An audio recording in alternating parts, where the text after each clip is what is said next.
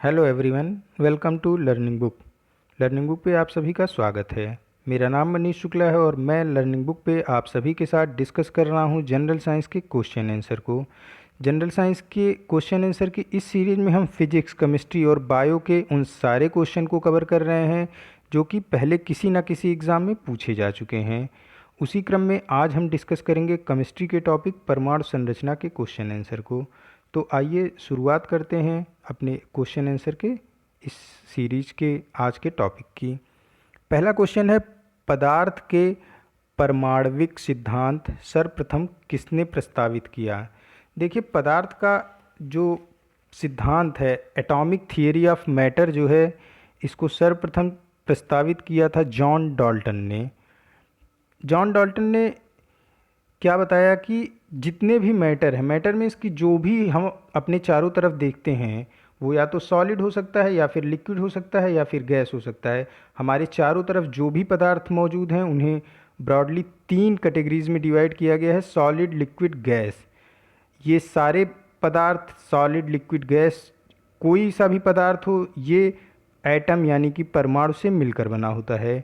इसे ही पदार्थ का परमाणविक सिद्धांत कहते हैं या फिर एटॉमिक थियरी ऑफ मैटर कहते हैं। इसे जॉन डाल्टन ने दिया था। परमाणु से मिलकर बने होते हैं ये सारे, और परमाणु खुद किससे मिलकर बना होता है? ये इलेक्ट्रॉन, प्रोटॉन और न्यूट्रॉन से मिलकर बना होता है।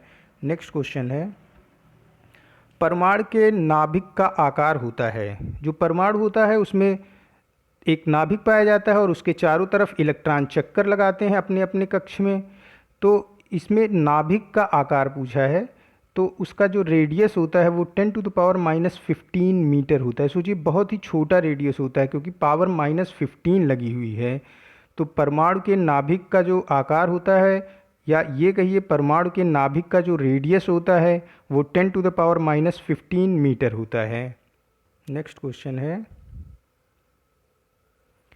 निम्नलिखित में से कौन सा एक अस्थायी कण है। देखिए, अस्थायी कण उसे कहेंगे जो कि बन जाए और फिर खराब हो जाए, यानी कि कभी जब उस बने और खराब हो। जैसे क्या, इलेक्ट्रॉन और प्रोटॉन जब आपस में मिल जाते हैं तो एक न्यूट्रल कण बन जाता है, एक जो है अस्थायी कण बन जाता है, एक उदासीन कण बन जाता है, क्योंकि इलेक्ट्रॉन प्रोटॉन मिलने पे न्यूट्रॉन बनता है। और अगर ये इलेक्ट्रॉन प्रोटॉन आपस में दूर हो जाएं तो क्या बन जाएगा? फिर न्यूट्रॉन अपने आप गायब हो जाएगा। इसीलिए न्यूट्रॉन को अस्थायी कण मानते हैं। अगर इलेक्ट्रॉन प्रोटॉन नज़दीक आते हैं, एक दूसरे से मिलते हैं, तो उदासीन कण का निर्माण हो जाता है जिसे न्यूट्रॉन कहते हैं। जब ये इलेक्ट्रॉन प्रोटॉन दूर दूर हो जाएंगे तो फिर से उदासीन कण न्यूट्रॉन नष्ट हो जाता है। इसीलिए न्यूट्रॉन को अस्थायी कण कहते हैं, यानी इसका थर्ड ऑप्शन करेक्ट हो जाएगा। नेक्स्ट क्वेश्चन है, निम्नलिखित में से कौन सा एक किसी तत्व के परमाणु क्रमांक को सबसे सही निर्धारित करता है। देखिए, परमाणु क्रमांक को जनरली 2 चीज़ें निर्धारित करती हैं, इलेक्ट्रॉन एंड प्रोटॉन। लेकिन होता क्या है कि इलेक्ट्रॉनों की संख्या, अगर कोई आयन है, धनात्मक आयन या फिर ऋणात्मक आयन बनता है, तो इलेक्ट्रॉन घटते या बढ़ते हैं। इसलिए प्रोटॉनों की संख्या सबसे सटीक मानी जाती है परमाणु क्रमांक के निर्धारण के लिए। वैसे तो अगर कोई उदासीन परमाणु है तो उसमें electron is equal to proton is equal to परमाणु क्रमांक होता है। लेकिन अगर वो उदासीन नहीं है, धनात्मक है या फिर ऋणात्मक आयन है, तो क्या होगा? फिर उसमें इलेक्ट्रॉनों की संख्या घट और बढ़ जाती है। उस कंडीशन में प्रोटॉन ही सबसे सटीक मापक माना जाता है परमाणु क्रमांक के लिए।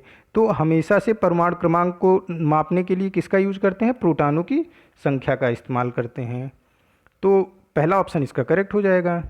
नेक्स्ट क्वेश्चन है, परमाणु के नाभिक में कौन से कण होते हैं।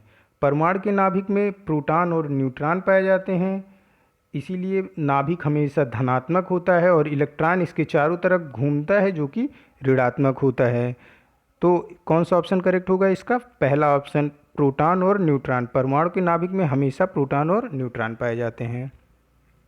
नेक्स्ट क्वेश्चन है, निम्न में से कौन सा आवेश रहित कण है। देखिए, इलेक्ट्रॉन और प्रोटॉन जब मिलते हैं तो एक उदासीन कण का निर्माण करते हैं जिसे न्यूट्रॉन कहते हैं। यही न्यूट्रॉन जो है आवेश रहित कण होता है। तो ऑप्शन इसका थर्ड करेक्ट हो जाएगा। परमाणु में कौन से मूल कण समान संख्या में होते हैं? परमाणु में कौन से मूल कण समान संख्या में होते हैं? अगर परमाणु धनात्मक या ऋणात्मक नहीं है तो इलेक्ट्रॉन और प्रोटॉनों की संख्या परमाणु में बिल्कुल समान होती है और ये उस परमाणु के परमाणु क्रमांक के बराबर होती है। तो इलेक्ट्रॉन और प्रोटॉन मूल कण समान होते हैं, परमाणु में इलेक्ट्रॉन प्रोटॉन के मूल कण समान होते हैं, तो इलेक्ट्रॉन प्रोटॉन सेकंड ऑप्शन हो गया, ये करेक्ट हो गया दूसरा वाला। नेक्स्ट क्वेश्चन है, सबसे पहले इलेक्ट्रॉन के आवेश का निर्धारण किसने किया था? ये देखिए फैक्ट है, एक वैज्ञानिक थे मिल्कन, इन्होंने ही सबसे पहले इलेक्ट्रॉन के आवेश का निर्धारण किया था, तो इसका करेक्ट ऑप्शन सेकंड है, मिल्कन। नेक्स्ट क्वेश्चन, एक इलेक्ट्रॉन पे कितना आवेश होता है? मिल्कन ने इसी आवेश को बताया था कि कितने होते हैं, इसी का निर्धारण किया था। ये होता है -1.6 × 10⁻⁻19 कूलाम। ये भी आपको याद ही रखना पड़ेगा। तो इसका कौन सा ऑप्शन करेक्ट है? पहला वाला, -1.6 × 10⁻⁹ कूलाम आवेश होता है एक इलेक्ट्रॉन पे। नेक्स्ट क्वेश्चन है, रदरफोर्ड के प्रकीर्णन ने किसकी मौजूदगी को सिद्ध किया? रदरफोर्ड के प्रकीर्णन ने परमाणु में केंद्रक की मौजूदगी को सिद्ध किया था। हुआ क्या कि रदरफोर्ड ने पॉजिटिव रेज, धनात्मक किरण को परमाणु पर गिराया, तो क्या हुआ, कुछ किरणें परमाणु के बीचों बीच जो किरणें गई, सारी किरणें तो पार हो गई, लेकिन जो बीचों बीच किरणें गई वो रिफ्लेक्ट होकर वापस आ गई। इससे यह सिद्ध हुआ कि परमाणु के बीचों बीच का भाग धनात्मक होता है, जिसे आगे चलकर नाभिक या न्यूक्लियस कहा गया। इसको 1 मिनट फिगर से भी हम समझ लेते हैं।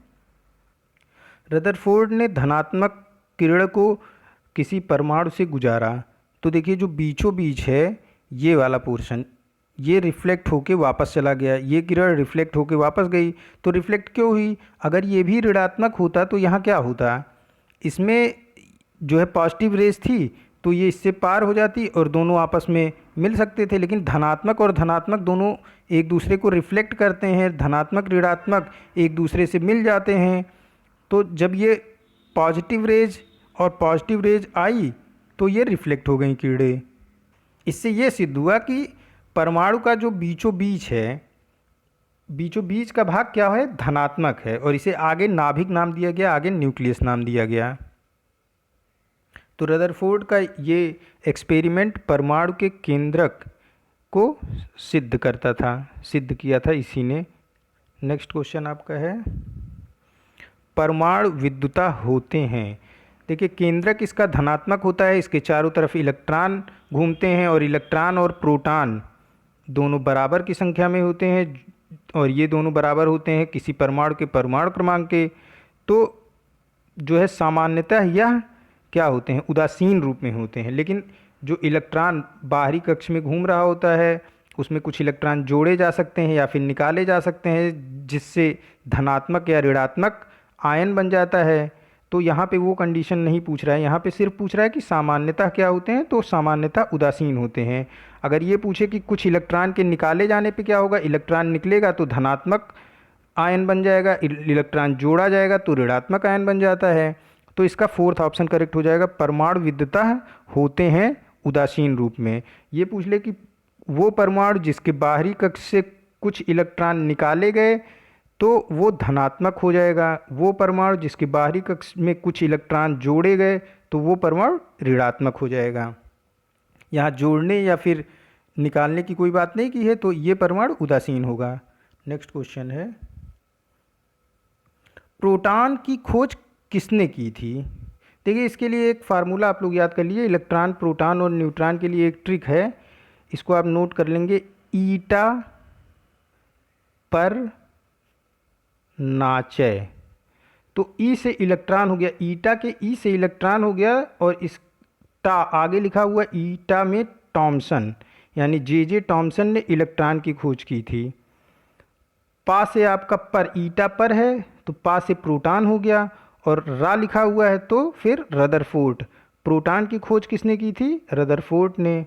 ना से क्या हो गया, न्यूट्रॉन, ईटा पर नाचय, लास्ट का नाचय में ना से हो गया आपका न्यूट्रॉन। इसके खोजकर्ता कौन है? चैडविक। प्रोटॉन के खोजकर्ता की बात हुई है तो प्रोटॉन पर ईटा पर रा रदरफोर्ड थे, यानी कि पहला ऑप्शन इसका करेक्ट हो गया। नेक्स्ट क्वेश्चन है, जेम्स चैडविक ने निम्न में से किसकी खोज की थी? देखिए लास्ट में जो ईटा पर नाचे है, तो न्यूट्रॉन की खोज चैडविक ने की थी, तो न्यूट्रॉन कौन सा ऑप्शन हो गया? थर्ड ऑप्शन करेक्ट है। नेक्स्ट है, निम्नलिखित किन कणों में कणीय कणीय और तरंग की द्विप्रकृति पाई जाती है?